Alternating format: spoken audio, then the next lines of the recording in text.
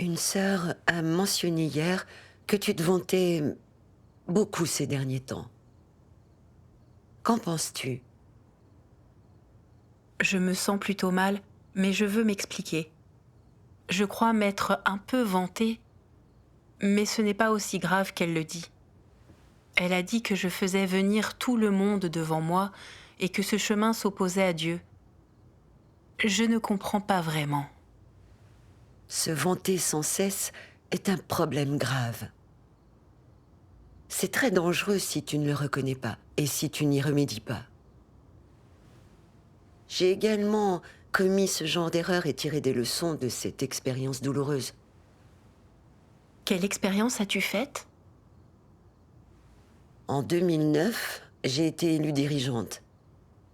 Chaque fois que ma supérieure venait animer une réunion, tout le monde s'attroupait autour d'elle en lui demandant d'échanger sur des problèmes. J'étais très jalouse. Je me demandais quand je serais capable d'échanger sur les paroles de Dieu aussi bien et que tout le monde me soutiendrait se rassemblant autour de moi. Je me disais que ce serait formidable. Plus tard, cette année-là, le Parti communiste a lancé une nouvelle campagne d'arrestation et la situation est devenue dangereuse. Nos dirigeants ne pouvaient plus venir tenir des réunions. Je me suis dit que, comme les dirigeants haut placés nous abreuvaient souvent, même si j'échangeais bien, les autres penseraient sans doute que je répétais simplement les paroles de ces dirigeants. Mais comme ils ne venaient plus, c'était l'occasion de faire mes preuves. Je devais apprendre plus de paroles de Dieu, pour montrer à tous que je pouvais échanger et régler les problèmes aussi bien qu'eux. Que je pouvais très bien m'occuper de tout sans leur aide. Alors, je gagnerais le soutien et l'approbation de tous. J'ai donc commencé à me lever très tôt pour lire les paroles de Dieu et à me creuser la cervelle pour en saisir l'essentiel et échanger sur une nouvelle compréhension afin d'aider tout le monde. Dans les réunions, je me demandais comment je pouvais éclairer les gens pour qu'ils pensent que j'étais de bon calibre, perspicace et inspirante et qu'ils me voient sous un jour nouveau. Je demandais toujours aux autres de partager leur propre échange en premier, puis je partageais ma compréhension pour que mon échange soit le plus complet et le plus éclairant. Lors d'une réunion de collaborateurs, je me suis aperçue que certains chefs d'équipe se montraient irresponsables dans leurs devoirs et étaient en retard dans leur travail. Cela m'a rendue un peu nerveuse et j'ai pensé que je devais leur montrer la tendance de l'œuvre de Dieu et les encourager dans leurs devoirs. Ainsi, il serait que mon échange les avait aidés. Je leur ai lu des paroles de Dieu sur la compréhension de son œuvre dans les derniers jours. Puis je me suis éclairci la voix et j'ai dit: Dieu est apparu et il exprime la vérité. C'est une occasion incontournable et inestimable de se perfectionner. Si nous nous la coulons douce et perdons notre temps, en négligeant notre devoir, nous raterons notre chance de devenir des vainqueurs et tomberons dans les désastres en pleurant et en grinçant des dents. Je me suis enflammée de plus en plus et ils se sont mis à écouter plus attentivement. Ils ont dit qu'ils allaient cesser de se laisser aller et qu'ils allaient bien faire leur devoir. Émue, une sœur a dit qu'elle avait souvent lu ces paroles de Dieu sans jamais vraiment les comprendre, que mon échange lui avait donné un sentiment d'urgence, qu'elle n'allait plus avancer à tâtons et chercher la facilité dans son devoir, et qu'elle allait se lancer dans son travail. Ne voulant pas que tous croient que je répétais simplement les paroles des autres dirigeants, j'ai annoncé que nous devions vraiment réfléchir aux paroles de Dieu. Et que, vu la situation difficile, sans dirigeant supérieur pouvant se réunir avec nous, ni personne pour nous abreuver, nous devions prier Dieu et réfléchir sérieusement à ses paroles. Alors il nous illuminerait. Puis une autre sœur a dit avec admiration: Tu es vraiment de bon calibre et tu comprends les paroles de Dieu. Je n'ai pas ta perspicacité. Il t'admirait vraiment. Effectivement. J'ai dit que Dieu ne faisait pas de favoritisme, que nous devions juste payer un prix. Mais en secret, j'étais contente de moi. Il semblait que mes efforts avaient été utiles et que j'étais capable de résoudre des problèmes. Je voulais continuer à travailler pour que tout le monde m'admire encore plus. Plus tard, une sœur a dit que les membres de sa famille avaient été dupés par les mensonges du Parti communiste, qu'ils ne voulaient pas qu'elle fasse un devoir, craignant qu'elle soit arrêtée. Elle traversait une période difficile et ne savait pas comment en sortir. J'ai partagé sur la façon dont j'en étais venue à reconnaître les ruses du Grand Dragon Rouge, à renoncer à mes études de médecine et à surmonter l'obstruction de ma famille qui m'empêchait de faire mon devoir. J'ai raconté à quel point j'avais souffert, en y mettant vraiment des sentiments. Puis j'ai dit qu'à ce stade, les dirigeants m'avaient évaluée et cultivée et j'ai parlé de la façon dont je m'étais épanouie. J'avais compris que Dieu ne faisait vraiment pas de favoritisme et que si nous nous dépensions authentiquement, Dieu nous bénirait. Après ça, certains des participants ont commenté que cela n'avait pas dû être facile pour moi de tout abandonner pour faire mon devoir aussi jeune. Et qu'en comparaison, leurs difficultés comptaient peu et qu'ils ne faisaient pas assez de recherches. Même si j'ai répondu que c'était les paroles de Dieu qui m'avaient donné la force de tout abandonner pour lui, je me disais en fait que je recherchais mieux qu'eux. Après cette réunion, les frères et sœurs se sont mis à m'admirer davantage. Et je me suis délectée de toute cette adoration. Je mourrais d'envie de travailler davantage sur les paroles de Dieu et trouver comment échanger pour gagner encore plus leur admiration. Dans les réunions, chaque fois qu'un frère ou une sœur évoquait ses difficultés, je me ruais pour trouver les bonnes paroles de Dieu. Alors tous louaient mon échange et ma capacité à résoudre des problèmes pratiques. Et j'étais sur un petit nuage. Je me suis dit que mon calibre et mon échange étaient en effet très bons, et que même sans l'aide des dirigeants, j'étais capable de résoudre les problèmes des gens. J'ai fait la même chose. En affichant mon calibre, en disant à quel point j'avais souffert pour mon devoir, et en me délectant de l'admiration de tous. J'étais exactement comme ça. Je me suis sentie fière de moi après avoir fait la tournée des églises. Je me disais que j'avais résolu de nombreux problèmes et que tout le monde aimait écouter mon échange. Je pensais que j'étais vraiment capable de faire un travail pratique et j'ai voulu faire un bon compte-rendu aux collaborateurs pour qu'ils voient à quel point mon échange était efficace. Alors, j'ai raconté avec joie comment mon échange sur les paroles de Dieu avait résolu les problèmes de tout le monde, comme s'il s'agissait d'un exploit. J'étais de plus en plus en verve, et les autres, complètement captivés, écoutaient et prenaient des notes. Ils me demandaient de quel passage des paroles de Dieu j'avais parlé, craignant de rater le moindre détail. Une sœur a dit « Tu es de si bon calibre et tu échanges si bien. Tu maintiens nos réunions alors que les dirigeants ne peuvent pas venir et ton échange s'est amélioré. Sans tes réunions régulières, nous ne saurions pas comment échanger avec les autres. » Elle débordait d'admiration. J'ai été encore plus contente d'entendre ça et je me suis dit qu'ils voyaient enfin à quel point j'étais compétente. Répéter ce que les autres disent n'est rien. Résoudre les problèmes, ça c'était vraiment habile. Après ça, mes collaborateurs ont commencé à venir me voir avec leurs problèmes pour chercher avec moi. J'utilisais les paroles de Dieu pour échanger avec eux. Et quand je voyais leur air reconnaissant, j'avais l'impression que tout tournait autour de moi. Tout le monde m'appréciait vraiment. Lors de la réunion suivante, une sœur m'a vue arriver en vélo et elle s'est précipitée pour m'aider à le garer. et tout le monde s'est attroupé autour de moi quand je suis entrée, en me demandant de l'aide pour régler telle ou telle question ou résoudre un état.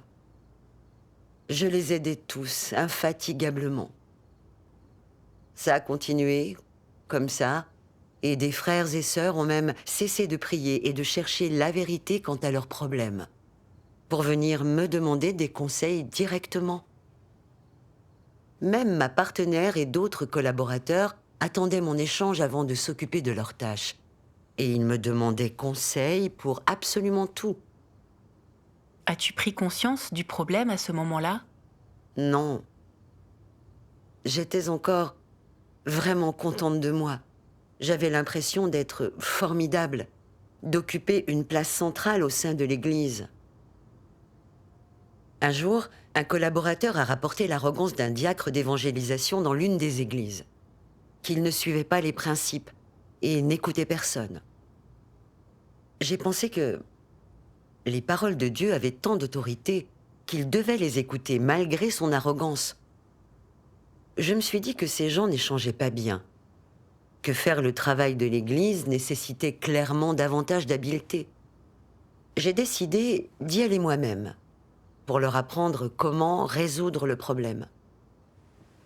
J'ai donc organisé une réunion de diacres, et j'ai lu très sévèrement des paroles de Dieu sur l'arrogance des antéchrists et sur leur entêtement. Le diacre d'évangélisation s'est assis à l'écart en baissant la tête, comme un criminel qu'on condamne. En voyant ça, j'ai encore plus savouré ma capacité à trouver les paroles de Dieu qui faisaient mouche.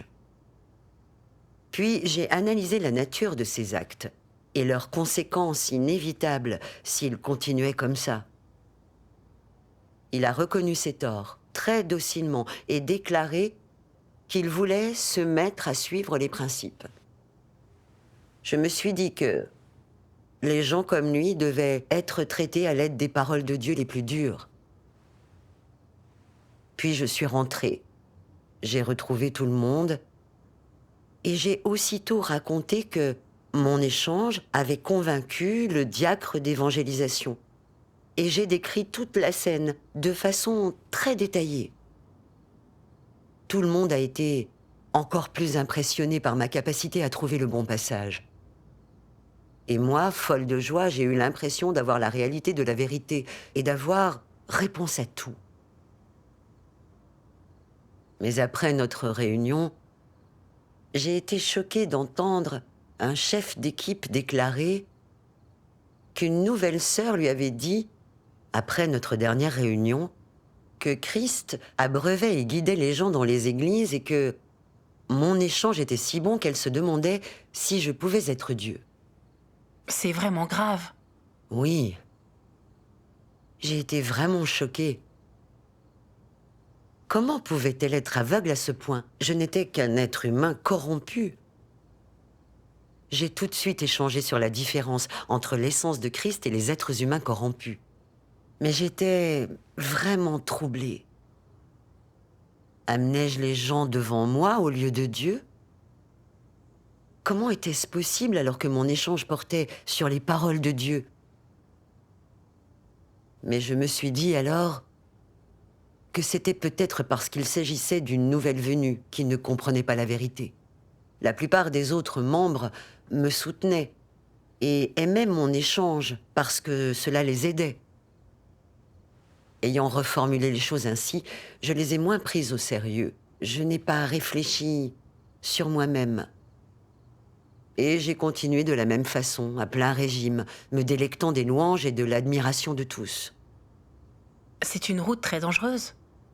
Effectivement.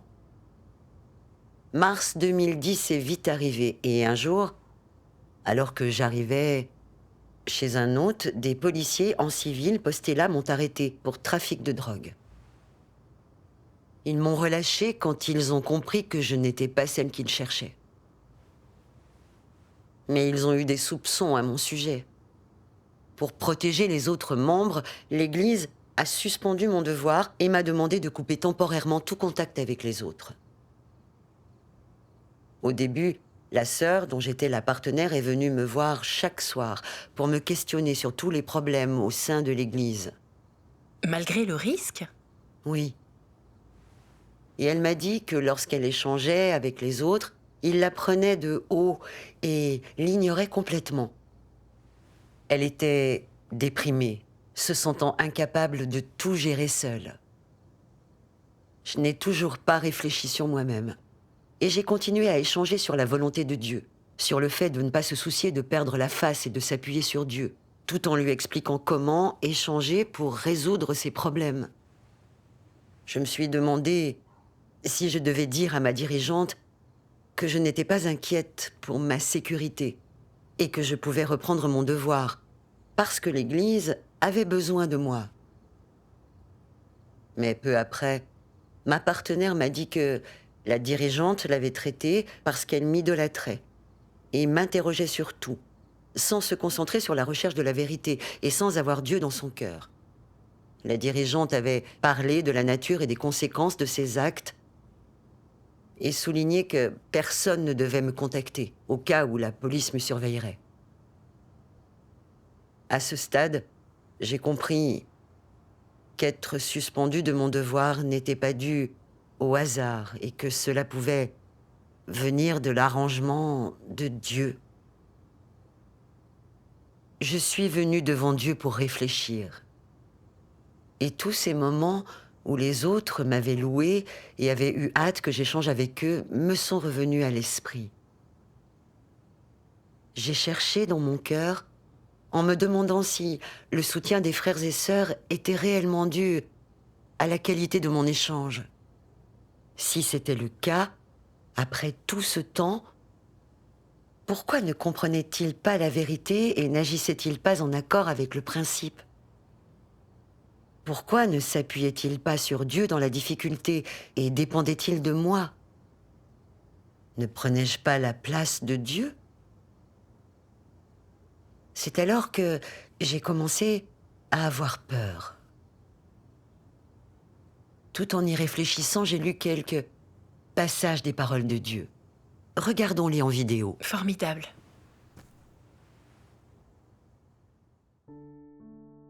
Dieu Tout-Puissant dit : en ce qui vous concerne tous, si vous aviez la responsabilité d'une église et que personne ne vous surveillait pendant 6 mois, vous finiriez par emprunter le mauvais chemin et faire ce que bon vous semble. Laissez à vous-même pendant 1 an, vous finiriez par égarer les gens. Les gens se concentreraient uniquement sur les paroles et la doctrine et se livreraient à des comparaisons pour savoir qui est meilleur que qui. Laissez à vous-même pendant 2 ans, vous conduiriez les gens vers vous-même. C'est à vous et non à Dieu qu'ils obéiraient. Et ainsi, l'Église serait plongée dans la dissolution et deviendrait religieuse. Quelle est la raison à cela? Vous êtes-vous déjà posé la question? Quel chemin une personne suit-elle lorsqu'elle dirige l'Église de cette manière? Le chemin des antéchrists. Et quelle est la nature du problème lorsque tu suis le chemin des antéchrists, lorsque tu conduis les gens devant toi-même et les obliges à te vénérer et à t'obéir? N'es-tu pas en compétition avec Dieu pour ses élus? C'est amener devant toi-même des gens qui avaient souhaité avoir foi en Dieu, retourner à Dieu et gagner Dieu.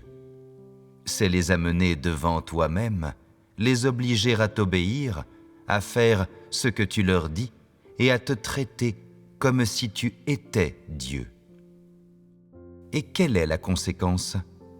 Ces gens croyaient à l'origine en Dieu pour être sauvés, mais ils ont fini par être dupés par toi, et maintenant, non seulement ils ne peuvent pas être sauvés, mais ils sont jetés dans la perdition et détruits. En agissant ainsi, tu égares les gens, tu leur causes un mal profond, tu perds ceux qui croient en Dieu. De quel crime es-tu coupable? Comment peux-tu te rattraper? Tu as trompé les nouveaux croyants entre tes propres mains Tu en as fait tes subordonnés, tes agneaux, ils t'écoutent tous, ils te suivent tous. Et au fond de toi, en réalité, tu te dis « Je suis puissant maintenant. Tant de gens m'écoutent et l'Église est prête à m'obéir. » Cette nature de traîtrise de l'homme te fait inconsciemment changer Dieu en un simple figurant. Et tu formes toi-même alors une certaine confession religieuse. Comment naissent les diverses confessions religieuses ? Elles naissent de cette façon. Tous ceux qui suivent le chemin des antéchrists s'exaltent eux-mêmes et se rendent témoignage à eux-mêmes. Ils se vantent et s'auto-glorifient constamment et ils n'ont absolument pas pris Dieu à cœur. Avez-vous une quelconque expérience de ce dont je parle ? Nombreux sont ceux qui se rendent constamment témoignage à eux-mêmes. J'ai souffert comme ceci et comme cela. J'ai fait ce travail-ci et celui-là. Dieu a particulièrement une haute opinion de moi. Il m'a demandé de faire telle et telle chose. À présent, je suis comme ceci et comme cela. Il parle volontairement avec un certain ton et adopte certaines postures. Enfin, certains finissent par penser que ces gens-là sont Dieu. Une fois qu'ils en sont arrivés là, le Saint-Esprit les a depuis longtemps abandonnés.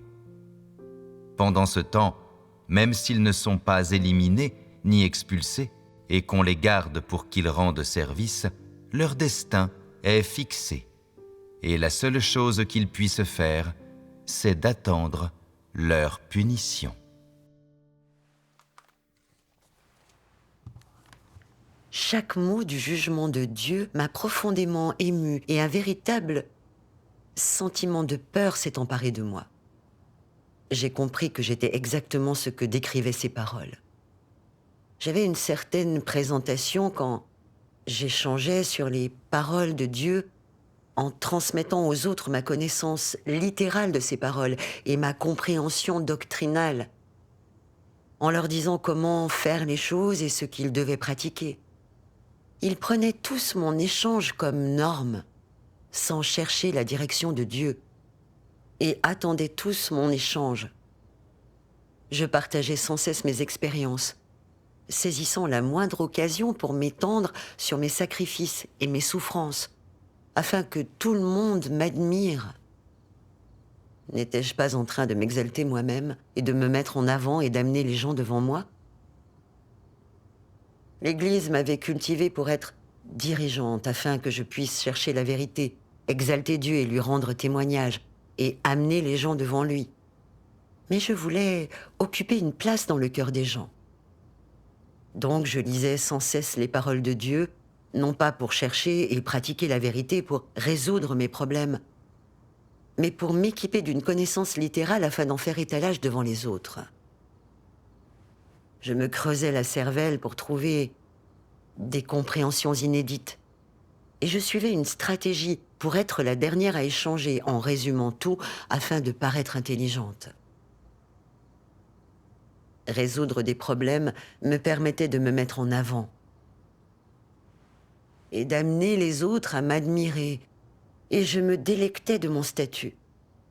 Je montais même sur mes grands chevaux en utilisant les paroles de Dieu pour réprimander les autres et je leur ordonnais de pratiquer ces paroles pour établir mon propre prestige. Je n'étais qu'un être créé, une personne corrompue. Mais pour gagner l'admiration des gens, je lisais des paroles de Dieu en me donnant des airs comme si j'étais Dieu lui-même. Et je réprimandais les gens avec les paroles sévères de Dieu pour qu'ils s'inclinent devant mon autorité. Je me faisais passer pour Dieu. Je n'agissais pas comme un être humain, mais comme un démon, comme Satan. Puis j'ai compris que j'étais incroyablement malfaisante et sans honte. Je n'étais pas une simple personne corrompue ordinaire. J'étais un Satan vivant qui devait être renvoyé en enfer. Mais je continuais à me vanter effrontément de mes capacités à échanger. De sorte que quand les autres rencontraient un problème, au lieu de prier et de chercher la vérité, ils attendaient que je le résolve. Même quand mon devoir avait été suspendu, la sœur avec laquelle je travaillais s'était mise en danger pour venir me consulter sur le travail de l'Église. Elle n'avait les principes de la vérité dans aucun domaine. Les frères et sœurs la prenaient de haut, se disant que mon échange était supérieur, et ils n'acceptaient pas d'être dirigés par elle. J'amenais tout le monde devant moi. J'ai eu encore plus peur en réalisant que je trompais les gens exactement comme un antéchrist, que je les amenais devant moi et établissais mon propre royaume. Je saisissais de plus en plus la gravité de mon problème. Tu as vraiment raison. Je n'aurais pas compris à quel point se mettre en avant est un problème sans ton échange. Je me suis délectée en secret de l'admiration des autres et je me suis félicitée moi-même. Je comprends. J'ai lu un autre passage des paroles de Dieu. Je vais le lire. D'accord. C'est tiré de « Ceux qui obéissent à Dieu avec un cœur sincère seront sûrement gagnés par Dieu ». Dieu dit « Les plus rebelles sont ceux qui défient Dieu et lui résistent intentionnellement. Ils sont les ennemis de Dieu, les antéchrists. Ils ont toujours une attitude hostile envers la nouvelle œuvre de Dieu. Ils n'ont jamais la moindre inclination à se soumettre, ni ne se sont jamais soumis volontiers ou abaissés eux-mêmes. Ils s'exaltent eux-mêmes devant les autres et ne se soumettent jamais à personne. Devant Dieu, ils se considèrent comme les meilleurs en prédication de la parole et les plus habiles à travailler sur les autres. Ils ne se débarrassent jamais des trésors en leur possession, mais les considèrent comme des biens de famille qui doivent être adorés, prêchés aux autres et utilisés pour enseigner à ces imbéciles qui l'idolâtrent. Il existe en effet un certain nombre de tels gens dans l'Église. On peut dire qu'ils sont des héros indomptables qui séjournent dans la maison de Dieu de génération en génération. Ils pensent que prêcher la doctrine est leur plus grand devoir. D'année en année et de génération en génération, ils s'occupent d'imposer vigoureusement leur devoir sacré et inviolable. Personne n'ose les toucher. Personne n'ose les réprimander ouvertement. Ils deviennent des rois dans la maison de Dieu, déchaînés et agissant tyranniquement d'âge en âge. Cette bande de démons cherche à se donner la main et à détruire mon œuvre. Comment puis-je permettre à ces démons vivants d'exister sous mes yeux ? Même ceux qui n'ont qu'une demi-obéissance ne peuvent tenir jusqu'au bout. Encore moins ces tyrans qui n'ont absolument aucune obéissance dans leur cœur. Amen. Ces paroles sévères de jugement de Dieu étaient très angoissantes et effrayantes pour moi. Et je me suis effondrée, tétanisée. J'avais crié sur tous les toits ma compréhension littérale des paroles de Dieu. Et j'avais pris les échanges comme des occasions de les détourner du droit chemin, élevant ma capacité à échanger sur la vérité et moi-même à tout bout de champ pour que les gens m'admirent, se fient à moi et dépendent de mes qualités de dirigeante. Quelqu'un m'avait même prise pour Dieu. N'avais-je pas pris la place de Dieu dans le cœur des gens, exactement comme un antéchrist ? Dieu s'incarnant pour sauver l'humanité est une occasion incroyable, et tous ceux qui ont trouvé le vrai Dieu sont chanceux. Mais j'utilisais la possibilité de faire un devoir pour m'établir, et sans le savoir, je volais à Dieu les gens qui lui revenaient, de sorte qu'ils n'avaient que moi dans leur cœur, et oubliaient de compter sur Dieu, et de rechercher sa direction. Je volais aux frères et sœurs leur chance de salut. Je n'avais jamais imaginé pouvoir tomber aussi bas. et agir comme un roi du monde. Alors, j'ai été envahie par la culpabilité et les regrets. Et je me suis vraiment méprisée. Je me suis inclinée devant Dieu en disant « Dieu, je mérite d'être damnée ». Je me suis exaltée moi-même en me mettant en avant, en faisant venir ton peuple devant moi. Si ta justice ne s'était pas présentée par la suspension de mon devoir, qui sait le mal que j'aurais pu continuer à faire? Je suis dirigeante d'église depuis plus d'1 an. Et non seulement je n'ai pas aidé les autres à te comprendre, mais en plus je les ai séparés de toi en leur faisant obstacle, en les détournant du droit chemin. Je leur ai fait du tort et me suis rendue indigne de ton salut. Je ne mérite même pas de vivre et je mérite toute punition de toi. Pendant quelque temps, mes larmes n'ont pas cessé de couler. J'ai pensé avoir ouvert les portes de l'enfer et que j'allais être exposée et éliminée par Dieu. Et j'espérais même qu'il se débarrasse de moi le plus vite possible, pour que je ne mène pas une vie à son encontre.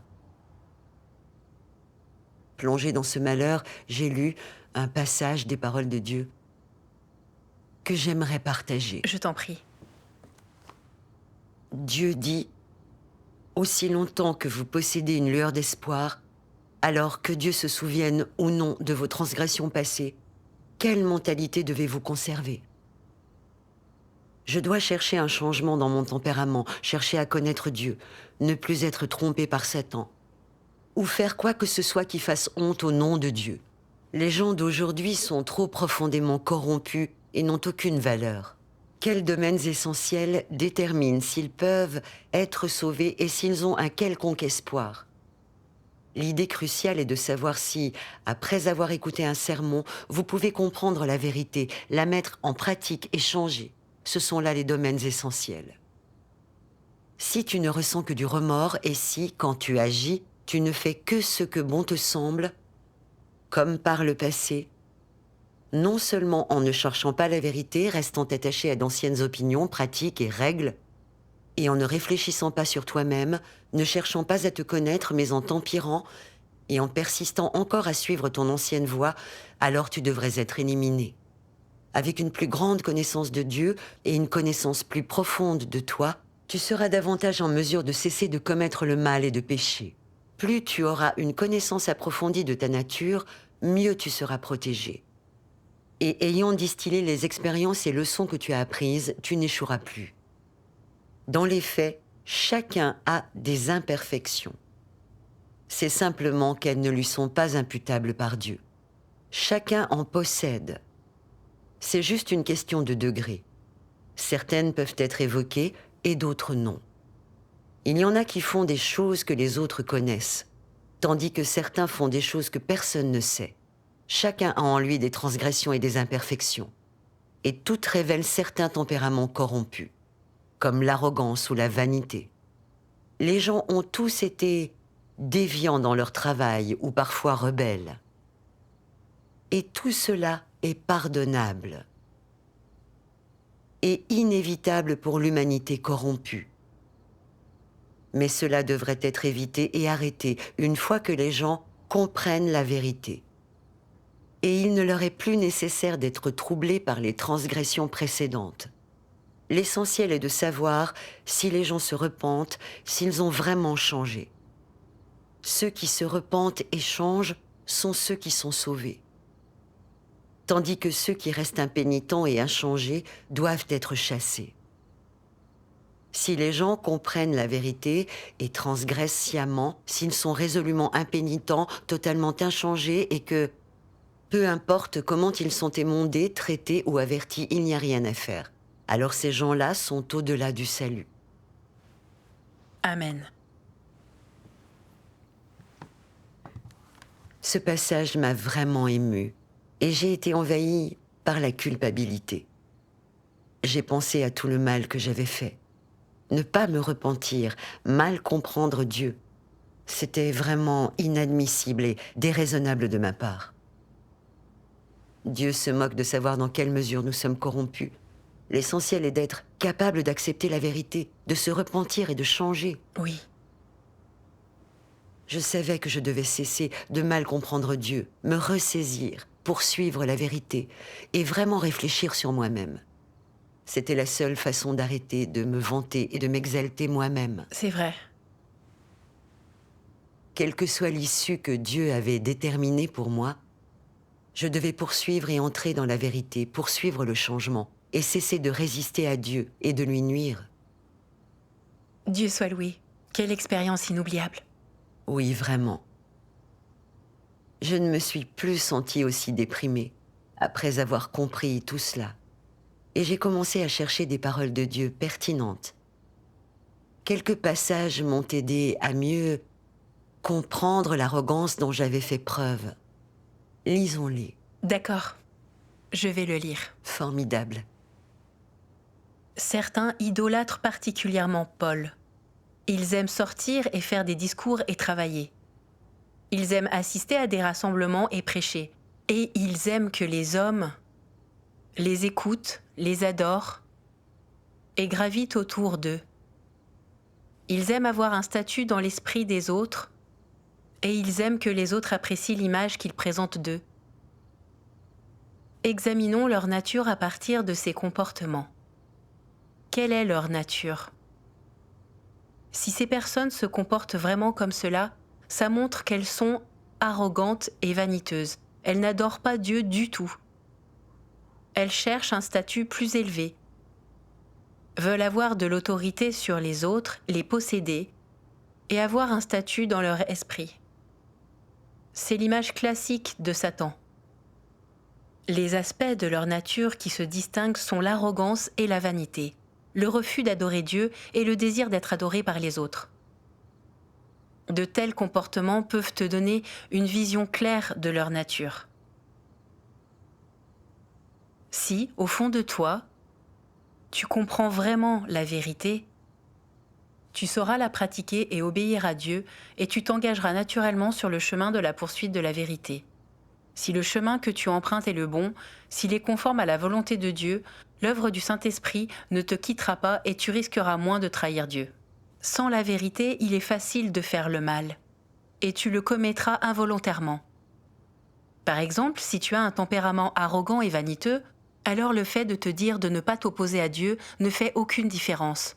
Tu ne peux pas t'en empêcher, c'est incontrôlable pour toi. Tu ne le ferais pas exprès.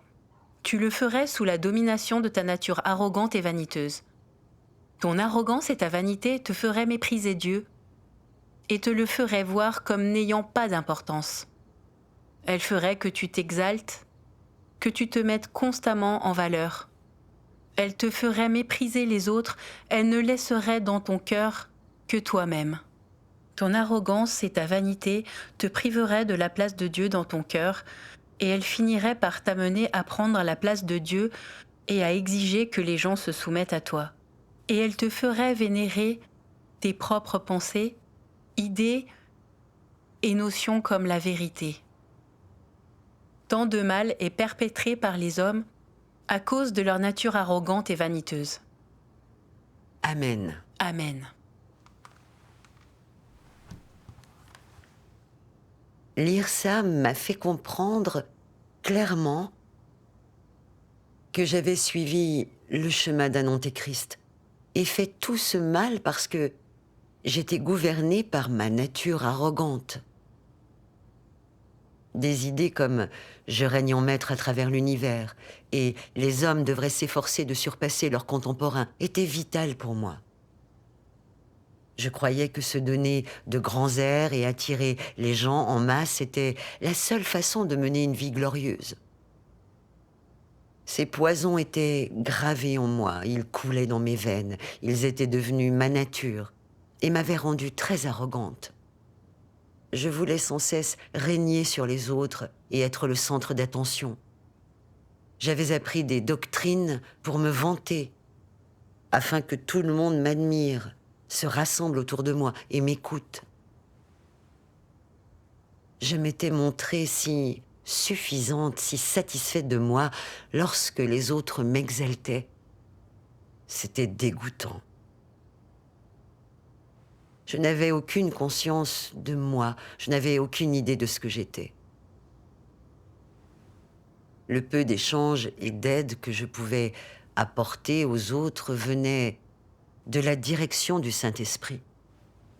Je ne connaissais pas l'œuvre du Saint-Esprit, je pensais donc que j'étais formidable, que j'avais la réalité de la vérité. Et je me vantais éhontément. La vérité est que ceux qui ont la réalité de la vérité ne ressassent pas les doctrines, mais ont une vraie compréhension de leur essence corrompue et de la justice de Dieu. Ils ont une humanité et une raison normale. Oui, Et ils savent faire la différence entre l'œuvre du Saint-Esprit et leur propre stature. Ils exaltent Dieu et lui rendent témoignage, et vivent toujours devant Dieu, en cherchant la vérité pour résoudre leur propre corruption. oui, Ils ne s'affichent jamais éhontément comme je le faisais.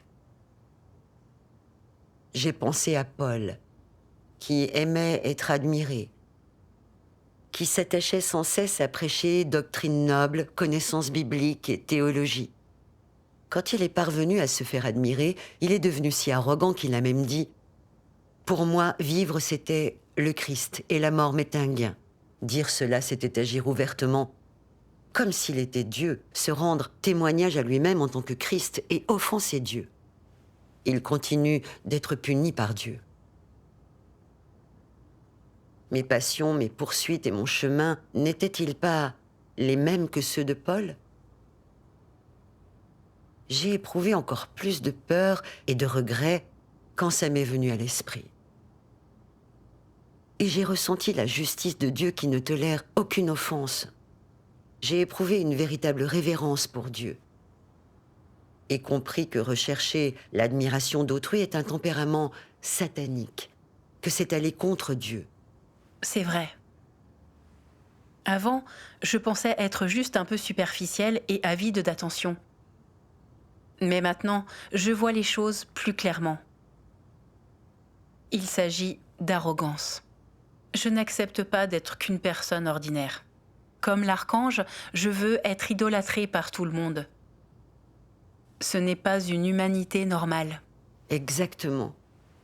Comment as-tu réagi quand tu as eu de nouveau envie de te vanter ? J'ai recueilli des paroles de Dieu sur le fait de lui rendre témoignage et je les ai lues de tout mon cœur. Plusieurs passages m'ont fait particulièrement forte impression. Regardons-les en vidéo. Formidable.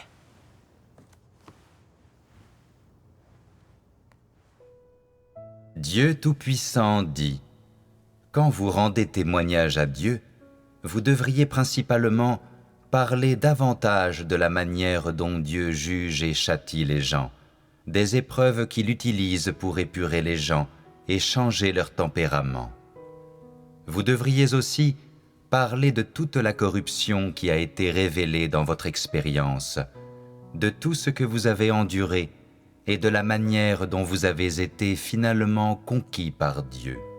Parlez de toute la connaissance réelle que vous avez de l'œuvre de Dieu et de la manière dont vous devriez rendre témoignage à Dieu et lui rendre son amour. Vous devriez mettre du contenu dans ce genre de langage, tout en le formulant de manière simple. Ne parlez pas de théories creuses. Parlez de façon plus terre-à-terre. Parlez avec votre cœur. C'est ainsi que vous devez vivre. Ne vous munissez pas de théories creuses qui paraissent profondes dans l'effort de vous mettre en valeur. Ce faisant, vous avez l'air très arrogant et absurde. Vous devez parler davantage de choses réelles tirées de votre expérience réelle, qui sont authentiques et avec votre cœur.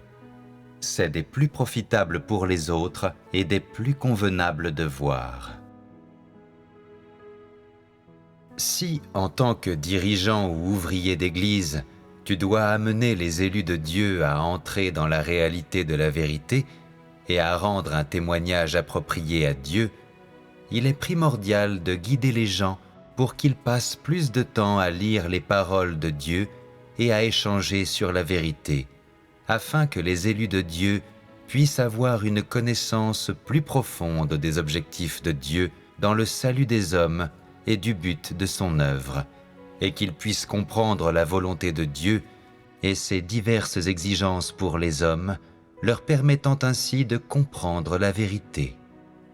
Lorsque tu échanges et prêches, tu dois être sincère et ne pas te contenter de répéter des paroles de doctrine. Lorsque tu manges et bois les paroles de Dieu, tu dois te concentrer sur la pratique de la vérité que tu comprends, et ce n'est que lorsque tu la pratiqueras que tu comprendras vraiment la vérité. Lorsque tu expérimentes les paroles de Dieu, tu dois communiquer uniquement sur ce que tu sais. Ne te vante pas, n'exagère pas, ne fais pas de remarques irresponsables et ne te contente pas de répéter des paroles de doctrine. Si tu exagères, les gens te détesteront et tu t'en feras le reproche par la suite. C'est simplement trop inapproprié. Amen. Lire ces paroles m'a vraiment donné un chemin de pratique. J'ai compris que rendre témoignage à Dieu, ce n'est pas seulement lire ses paroles aux gens et leur dire de les pratiquer, ni partager des théories nobles en apparence pour instruire les gens. Mais c'est échanger sur la volonté et les exigences de Dieu, partager votre expérience personnelle des paroles de Dieu. Par exemple, comment vous avez été jugé et châtié par ces paroles, quelle corruption vous avez révélée, comment ces paroles vous ont exposé et comment vous les avez comprises, comment vous les avez mises en pratique ensuite, et ce que vous avez appris sur l'œuvre et le tempérament de Dieu. J'avais parlé à tort et à travers sur les paroles de Dieu d'une façon vide, sans penser à leur pratique. Pendant toutes ces années, je ne m'étais pas améliorée, j'étais juste devenue plus arrogante. Je me nuisais à moi-même et je trompais les autres. À ce stade, j'ai vu que je devais réfléchir sur ma propre pratique et mon entrée, chercher davantage la volonté de Dieu et réfléchir davantage sur ma propre corruption et mes défauts. Je devais connaître ma place et utiliser mon expérience des paroles de Dieu pour lui rendre témoignage. Dieu soit loué. Après ça, j'ai ressenti bien plus de révérence dans mon cœur quand j'échangeais sur ces paroles. Et je n'ai plus osé faire étalage de ma compréhension littérale. Je me suis contentée de partager mon expérience. Je ne parlais que de ce que je comprenais. Et je ne pensais plus à l'admiration d'autrui. Je voulais seulement dire des choses qui rendaient vraiment témoignage à Dieu. Quand je partageais ma compréhension, je donnais toute la gloire à Dieu, en disant que c'était son éclairage et non ma propre stature. J'ai commencé à craindre d'être admirée. Être louée me rendait nerveuse et je me ruais pour rendre témoignage à Dieu, pour que les autres sachent qu'il s'agissait de son œuvre. C'est formidable. Je n'étais plus aussi suffisante ni aussi contente de moi qu'avant. Dieu soit loué. Cela découlait du fait d'avoir expérimenté ces paroles. Absolument. Me comporter ainsi m'a procuré un sentiment de paix et je me suis bien plus rapprochée de Dieu. Cela m'a aussi appris que ce que je devais gagner dans mon devoir, c'était la vérité et la connaissance de Dieu, et non l'admiration de qui que ce soit. Mon vieux désir d'adoration m'a dégoûtée et rendue honteuse. Désormais, je comprends authentiquement que le peu de compréhension et de transformation que je gagne est son salut pour moi. Je suis si reconnaissante à Dieu. Rendons grâce à Dieu.